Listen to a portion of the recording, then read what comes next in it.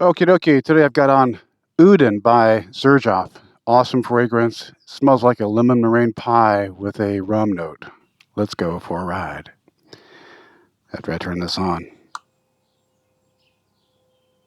Oh, I love that sound. Well, good morning, everybody. I'm Josh, and this is Rides and Reflections. And today we're going to Indianapolis. Change of scenery. We'll be taking the interstate. So we'll test out this bad boy. See what she's got. Overcast all day. That's fine, as long as there's no rain. I wanted to talk today about the world beyond and compare it to a view of life affirmation. So this might be titled Heaven. We'll even ask what heaven will be like, what we want heaven to be like, and I think more importantly, why we want it to be like that. I was raised as an evangelical Christian where the standard view of heaven is one of peace, no more tears, no more pain, no more death. And that sounds great, isn't it?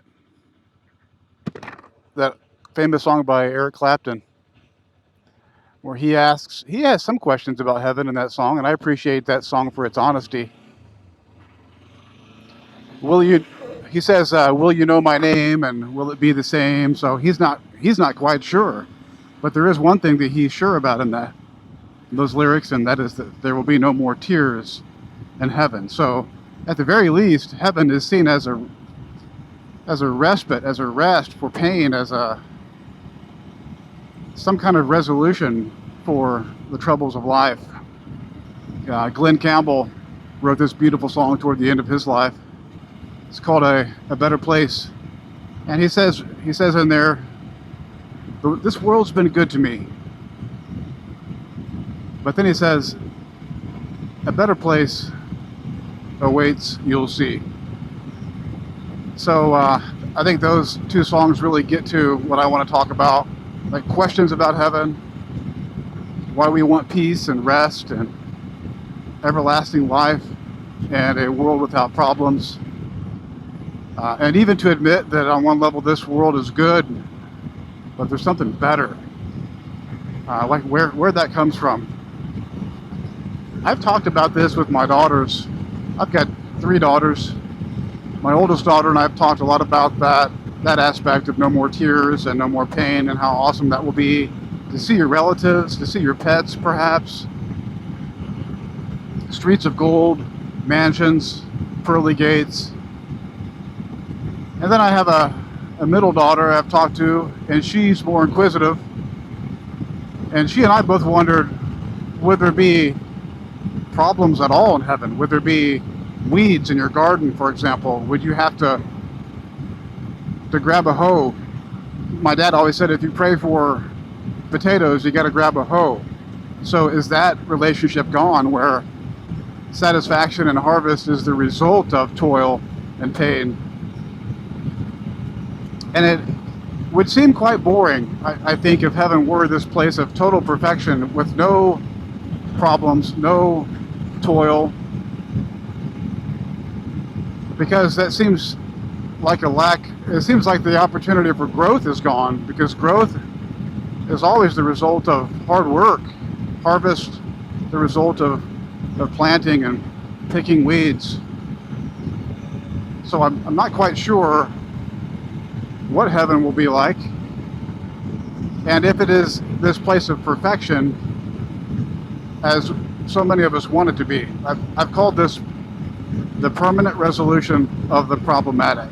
Is that may be what we're after more than pearly gates and streets of gold and mansions and all the rest. Is we want a permanent resolution to anything that's problematic. And I personally take issue with that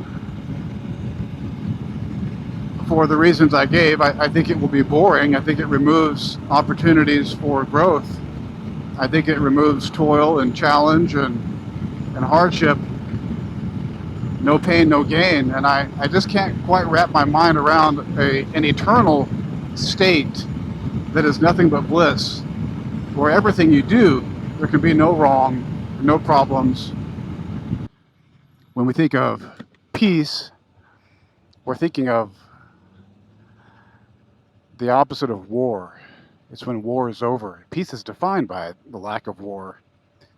Tension and release. Release doesn't make sense without tension. Rest doesn't make sense without labor. I can't wrap my head around an eternal state where we have those emotions and those feelings and those states without the antonyms or counterparts that define them, or the contrasts that define them. So I think that we should look at something deeper than what we want there to be, or even what we think there will be based on our reading of religious texts. But I think a more important question than what we want there to be in heaven is why we want it. Why we want it. What kind of forces are at work here, and what kind of life would find desirable the permanent resolution of the problematic? So going back to the Nietzsche show, which was a very introductory level discussion of some of the things Nietzsche taught with regard to nihilism and life affirmation, I can't recall everything we touched on, but Nietzsche would do this genealogical investigation and criticism of things like moral principles and religious truths and philosophy. And he would ask questions like, what kind of deeper drives are really behind expressions of morality? What hidden drives are even disguised as moral principles? What instincts are speaking through reason? And he would say, what affects masquerade as objective truth? So he would do a historical and even etymological look at moral principles, and even the origin of the word virtue. It has a very interesting beginning. But he would also look at the psychology and the physiology of the person or people doing the philosophy or the morality. And he'd say, what kind of life is this that would find those values desirable? Who would, a healthy person, an unhealthy person, a person with power, a person who feels without power? So he would look at these psychological and physiological and even historical, etymological roots. This is what he called his genealogical critique. And I think that's the question we have to ask here with those who want the permanent resolution of the problematic. Not just your average person who is tired of the toil and tired of the tears and would like a rest from that. And it's nice to think about heaven being that. But we're talking about the permanent resolution of the problematic, which is much bigger and may be at play in everybody who really yearns for heaven. What type finds that desirable? So on one level, it's what types of values do we have that makes that type of heaven desirable? But then even deeper, we have what psychological forces produced those values, and what physiological condition made them attractive. The second question Nietzsche would ask, what relation of power do they express? We talked about feeling like you're in power or feeling like you're impotent. Are you a master or a slave? That's the third question. And a fourth question is, do they increase life's power or diminish it? So look at values from those four questions.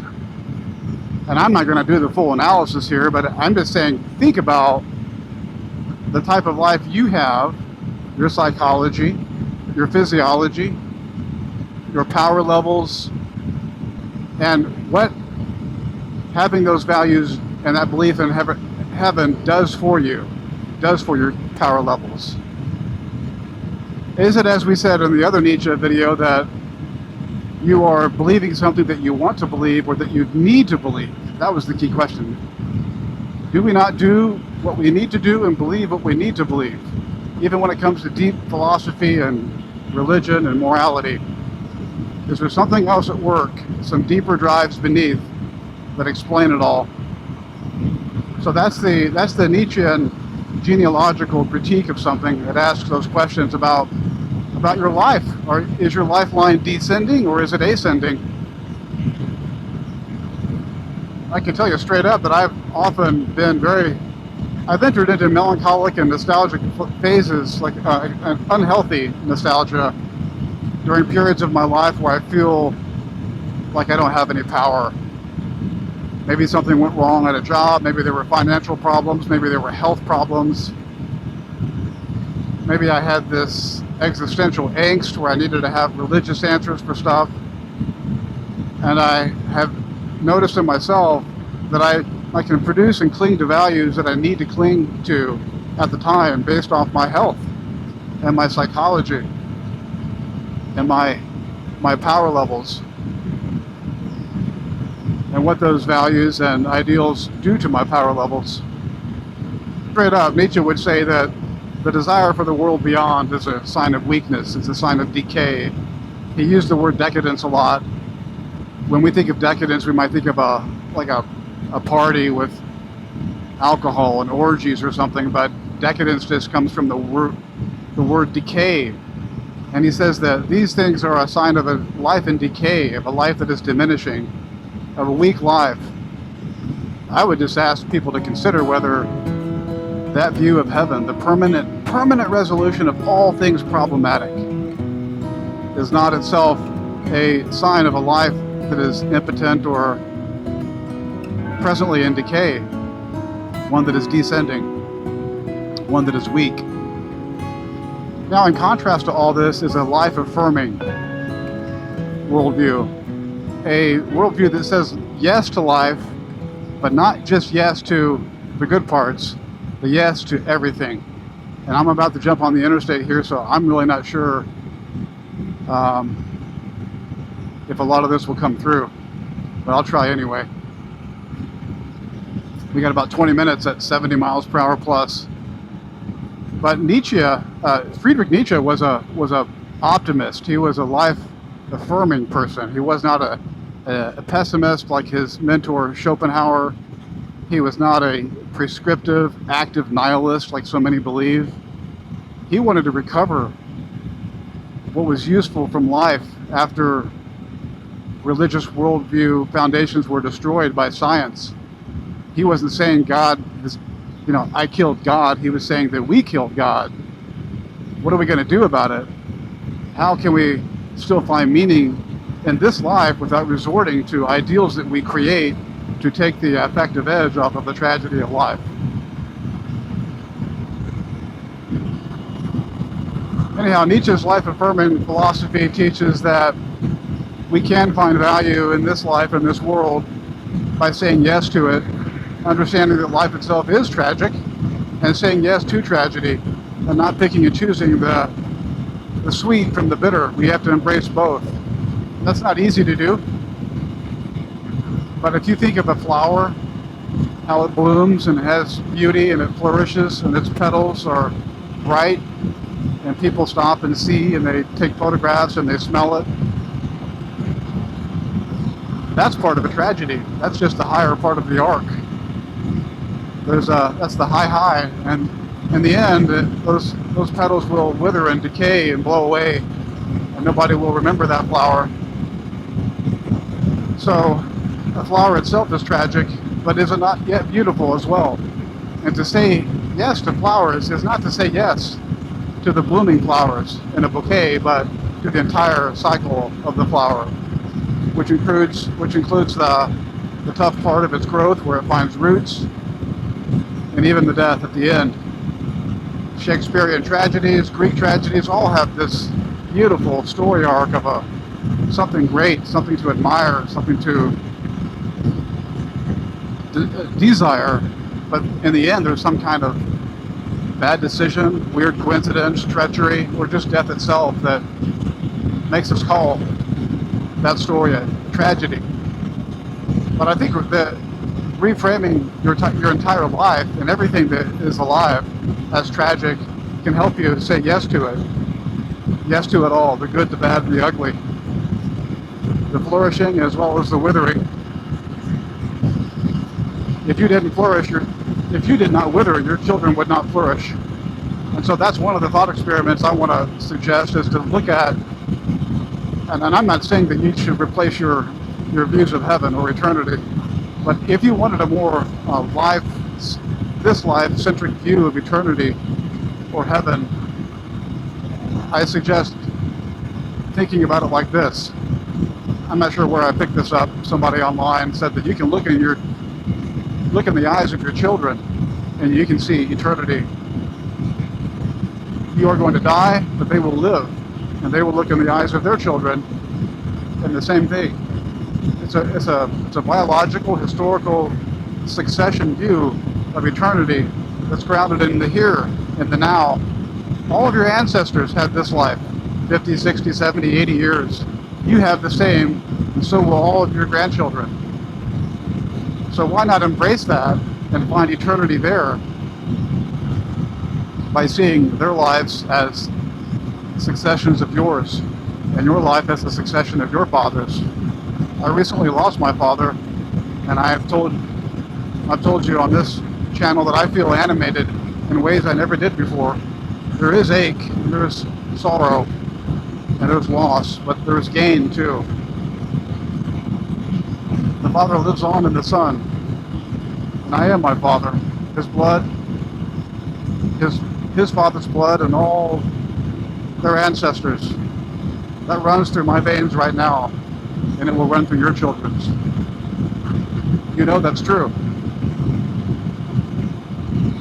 Another thought experiment about life affirmation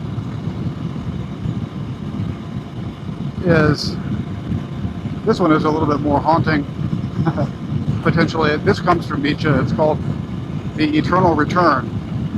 And he asks you to consider living every moment of your life that you've lived, every decision, everything, living it all again, decision by decision, everything the same for eternity, one big loop. And can you will that? Can you accept that? If you can accept your life as you've lived it over and over and over and over, then you are life affirming. And that's hard. But I think you see what he's getting at. It's not to want to redo, and it's really not to want to repeat. It's just to want to say yes to life, to experience, to existence. I've noticed, but looking back at my life, at some of the pain, that even the most grim seeming of circumstances, and I had many, those were indispensable to who I am today. Those were indispensable to who I am. The pain, the adversity, I know this is almost a cliche, but it makes you. That's what shapes you. That's what forges you. And so I don't want to go back and tweak anything, because if I tweak something from the past, I don't get back here. And I love here. I love life. I love my life. I say yes to life, and therefore I say yes to everything in my past. There are things I did I don't want my children to repeat, but I don't oppose myself. I don't walk around with a bad conscience. I did those things. At the time, I had a good reason for doing them, and so I own them. And I say yes to myself, and I integrate that into who I am, and I move forward. So, you know, there's the looking into your children's eyes to see eternity, which will ground you here and help you accept here as a version of heaven. Not without problems, with them. There's the Nietzschean eternal return, and there's another thought experiment that I've done myself. I don't know if I came up with it, but I've said to myself, if I could pick a year to go back and relive, but but I had to choose. I had to relive the entire year from January 1st to December 31st. Which year would that be? I have to pick one. You must pick one.